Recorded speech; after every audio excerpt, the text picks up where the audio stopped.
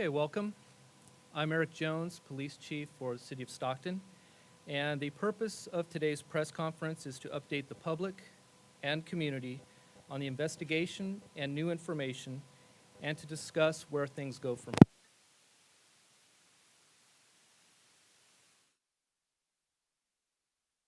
The outset that Misty Holt-Singh died from gunshots fired by police officers as they confronted the bank robbers who used her as human shield. I again express my condolences to the Misty Singh family, and my thoughts go out to all others involved during the July 16th incident.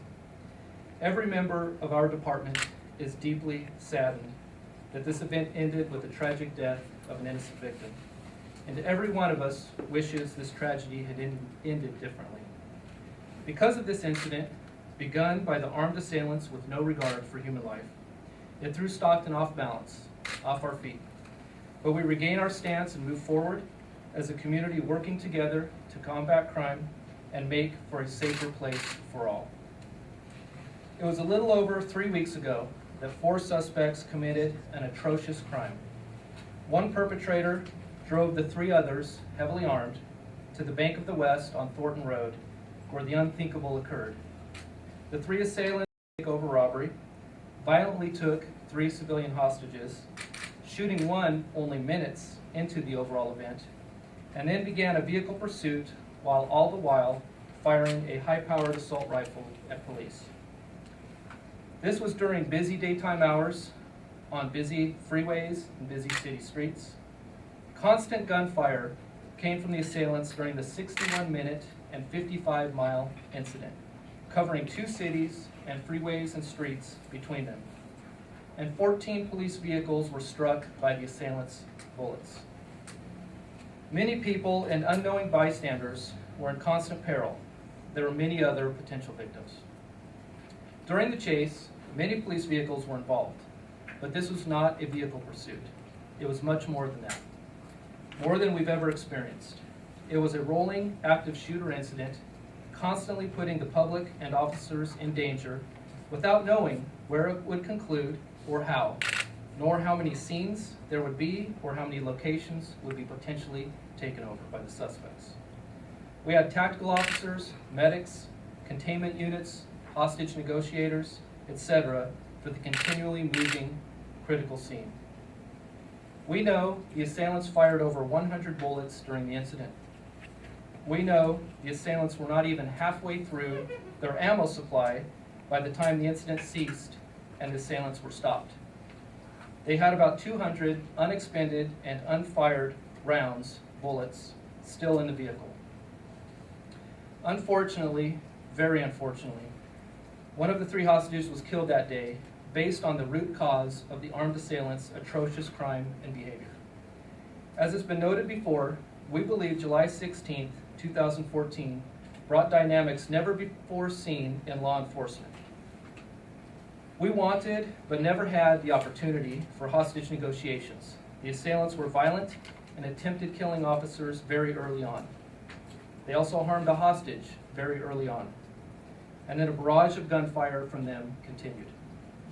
The violent ongoing incident was never contained like most situations in law enforcement.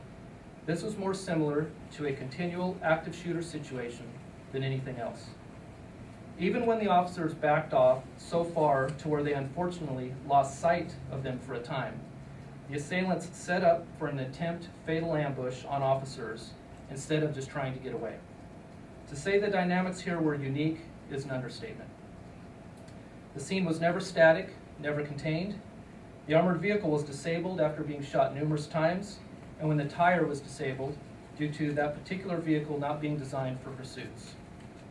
There was a continual attempt to kill the officers, and we had concerns that they would take over another location or multiple locations, including a business or schools. The assailants' fire was also indiscriminate, putting the entire community at risk. And the bravery and courage shown by the Stockton Police Department staff cannot be overlooked. The officers did not waver from entering danger. They proceeded on, even while under fire. Shooting and stopping the assailants was unavoidable. To the extent that exactly played out is and will be reviewed. That's what we do in law enforcement. We review and evaluate, always. The investigation is ongoing, and we are still researching and analyzing violent confrontations. But again, this appears to have dynamics seen nowhere before in recent law enforcement history. We don't want to be the example for this dynamic, but we are. And we and all of law enforcement hope to learn from it. Regarding the fourth perpetrator involved in this incident, we have been getting tips, but we still need someone to come forward with actionable information. Please remember, there is a $50,000 reward. We need this community to step forward. We know people are out there who know the information that we need. I will now go into today's additional information that I'm releasing. I said earlier we have preliminary ballistic reports. Regarding Misty Holt-Singh, we know the family had questions, the community had questions, and the police department had questions. So this preliminary portion of the investigation is being revealed. Final reports will not be ready for some time. Preliminary investigation indicates that the fatal gunshot wound or wounds for her came from Stockton police officers' firearms. As I said earlier, the assailants fired over 100 bullets during this incident and had approximately 200 bullets remaining that they had not fired yet. They were prepared to continue their assault on law enforcement and anyone else who got in their way with those over 200 additional bullets. During the entire incident, Stockton Police Department officers fired approximately 600 bullets. This was 33 police officers at different points throughout this 1-hour event.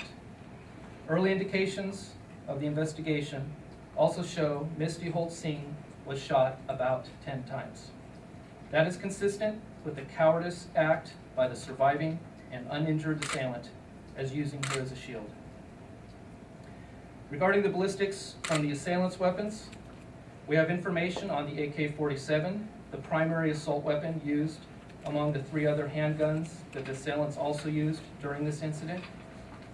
Preliminary reports show that the AK-47 assault rifle was possibly used in multiple gang-related shootings over the past few years, one being a gang-related homicide. There are active investigations with the FBI, the protocol team, and an outside review of tactics, policies, and procedures that can assist us and all of law enforcement. There is an FBI joint investigation regarding the bank robbery and the assailant's specific crimes. There is a county-wide protocol investigation led by the district attorney. And there will also be an external review of tactics and procedures by a team of outside law enforcement experts. Again, shooting and stopping the heavily armed assailants was unavoidable. To the extent that exactly played out is and will be reviewed. The review will be thorough and open. We are looking at things such as communication and fire control. With over 15,000 law enforcement agencies in the United States, none in recent history seen what we experienced July 16th, and God forbid one of them experience something like this. We want to be transparent and look at best practices for all of us in law enforcement. Although we probably saved more lives and more hostages from being taken, for all persons involved, and in honor of Misty Holt-Singh, we will examine and re-examine July 16th to look for best practices, protocols, procedures, tactics, and potential training. The investigation is going to go where the investigation takes it. It will be thorough and complete. The review will be for Stockton Police Department, but also to benefit law enforcement everywhere. Law enforcement work is dangerous. I want to point out that our community's Stockton police officers took a barrage of bullets, but they kept going. They remained courageous and brave and put their lives at risk. I am so grateful for that kind of courage. I have no doubt that the assailants, if not stopped, would have caused even far more violence. I'm also proud of our police dispatchers who held poise under great stress. But this was an unspeakable human tragedy. Our department, our officers have had difficulty with this situation as well, and we all understand the gravity. No one else, more than the Stockton Police Department, wants all of the information and details as we look at this. On July 16th, Misty Holt-Singh went to the bank and did not get to come home. I have met with her husband, Paul, and other family. My deep condolences and thoughts are still with them. My thoughts will always be with them. It is important to all of law enforcement and the Stockton community that we capture all involved people in this horrible and tragic incident. Please remember there is a reward, and we need the community's help capturing the fourth perpetrator involved in this tragedy. My personal belief is that the assailants were intent on killing people, definitely police officers on that day. And whether to stop them or not was not an option. They had to be stopped. We witnessed that date 3 types of incidents all layered into one. It was a group of events that just don't happen in real life as we knew it before that date. And finally, it is so very important to investigate this incident fully, for your police department to be transparent about it, and to move forward as a community. I will now take some questions. Chief, when the car finally came to a stop, was there a moment when gunfire wasn't coming towards officers in which there was a chance to everybody catch their breath, communicate with them, and then prevent what happened? Or was there never a break? Our information actually shows that when the vehicle came to its resting stop location, there was immediate gunfire from that vehicle, which then prompted the return fire. People in this town are still stunned at what happened just this weekend. I'm talking with friends. Why couldn't they have stopped it at the start? And you may have already addressed this a couple of weeks ago. Can you go back over that? What were your people facing at the bank that they couldn't stop it then? So that's the type of question that often gets prompted in these situations in law enforcement. There's always second guessing, and of course it's even all the more when it's as tragic as the situation we had now. We are looking at everything from A to Z, and we will be looking at all actions throughout the entire event. But it's important to know that this was unique from the very beginning. The fact that it wasn't just a regular bank robbery. They were heavily armed with tons of ammunition, and the actions they took from points A to Z never really made sense. The officers there at the scene had to make some decisions, as in law enforcement, split-second decisions, and they are weighing one of 100 things in their mind, and one of them is if 3 armed assailants come out, all with the weaponry, if they don't have the clear shots, then they might not be able to take action at that time, and they're hoping for a successful resolution at some other point between A and Z. So, in summary, we'll be looking at everything. The 4 suspects, do you believe this person is still in Stockton? I don't exactly know where this person is.